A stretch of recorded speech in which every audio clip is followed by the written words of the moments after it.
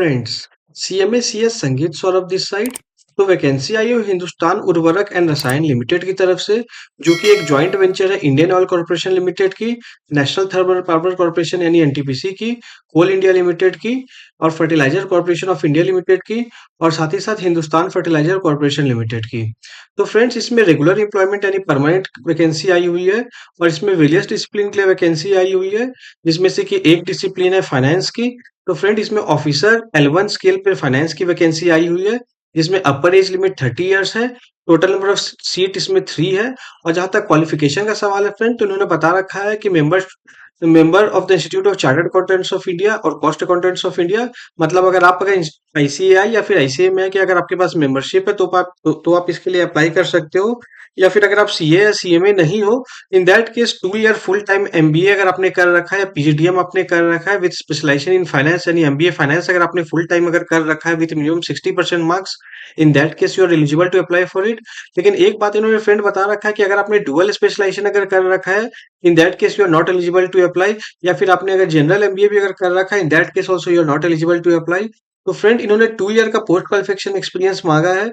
और जहां तक वर्क प्रोफाइल का सवाल है कि आपको कौन से वर्क प्रोफाइल में आपकी एक्सपीरियंस होनी चाहिए, तो उन्होंने बता रखा है कि जो आपका जनरल फाइनेंस एंड अकाउंट्स की जो आपकी वर्क प्रोफाइल होती है, जैसे कि आपकी preparation and financial of accounts हो गई, ऑडिट हो गई, टैक्सेशन हो गई, जीएसटी, इनकम टैक्स, सीटीसी, ये सारी चीज जो हो गई, जो उन्होंने यहाँ मेंशन कर रखा है फ्रेंड्स, इन सारी चीज की आपकी बेसिक वर्क प्रोफाइल होगी, जिसमें आपकी नॉलेज होनी चाहिए in order to apply for this post. उसी हिसाब से फ्रेंड्स, मैनेजर L2 की भी वैकेंसी आई हुई है फाइनेंस में।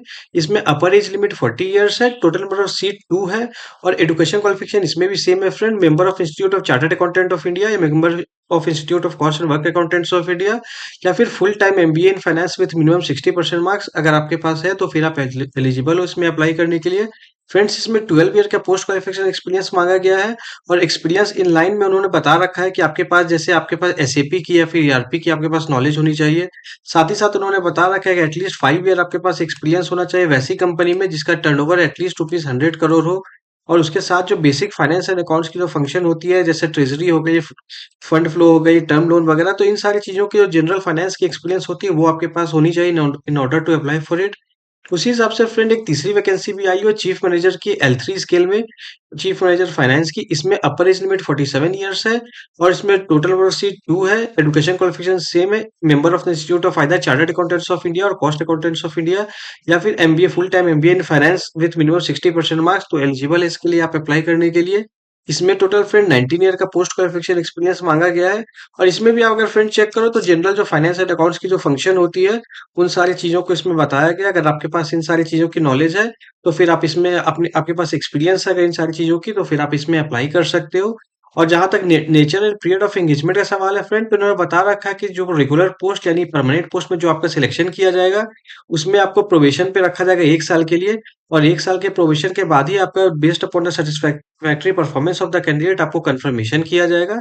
और जहां तक पे एंड पर्क्स रेमुनरेशन का सवाल है, तो उन्होंने बता रखा है कि मैनेजर के लिए जो सीटीसी होगी कंपनी की, वो 16 लाख रुपीज होगी। हालांकि ये सीटीसी अंडर रिवीजन है, तो एक बार जब रिवीजन जब फाइनलाइज्ड हो जाएगी, तो सीटीसी इससे ज्यादा हो जाएगा, somewhere around 19 to 20 lakh rupees आसपास अप्रोक्सीमेटली आपका सीटीसी होना चाहिए। उसी हिसाब से ऑफिसर की जो सिलेक्शन होगी, उसमें सीटीसी रुपीज 7 लाख रुपीज की रखी गई है।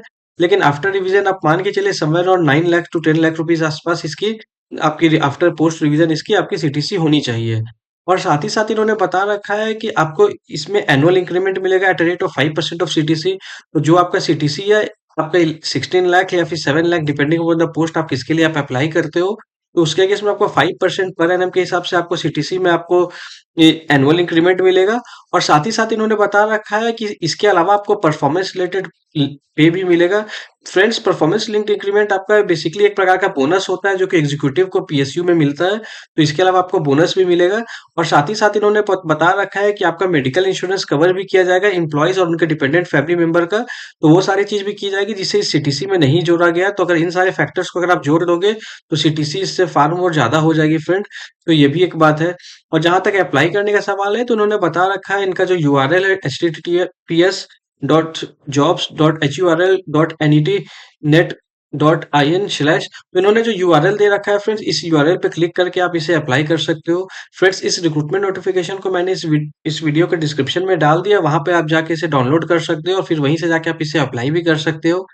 और फ्रेंड्स, जहाँ तक अप्लाई करने का सवाल है, लास्ट डेट ऑफ एप्लीकेशन और स्टार्टिंग डेट ऑफ एप्लीकेशन का सवाल है, तो इन्होंने बता रखा है कि starting date of application is 21 April 2024 और last date of closing of application is 20 मई 2024। तो 20 मई 2024 तक आप इसमें अप्लाई कर सकते हो।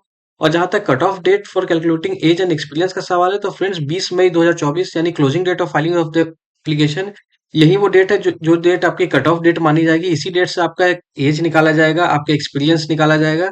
तो जितने भी आपकी सारी क्राइटेरिया वगैरह है, वो सारी चीज़ आपको इसी डेट से रिकॉर्ड की जाएगी। तो फ्रेंड्स, एक बार आप अपनी यहाँ पे एलिजिबिलिटी क्राइटेरिया आप देख लो।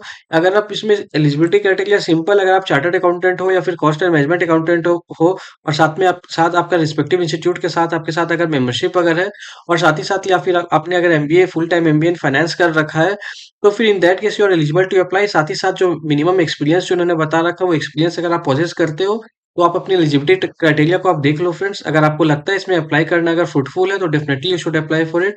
फ्रेंड, एक रेगुलर पोस्ट है, कॉन्ट्रेक्चुअल जॉब जॉब ये नहीं है, तो इसलिए आप इसमें आप अप्लाई कर सकते हो, क्योंकि एक रेगुलर जॉब होने पे आपका फर्दर करियर प्रोग्रेशन अच्छा होता है, जॉब सिक्योरिटी इसमें अच्छी रहती है, हाई पेमेंट हाइक वगैरह जो पे रिवीजन होती है वो सब चीज़ में अच्छी मिलती है, जो कि एक कॉन्ट्रेक्चुअल जॉब वगैरह में इन सारी चीज़ों की फैसिलिटी नहीं मिल पाती है।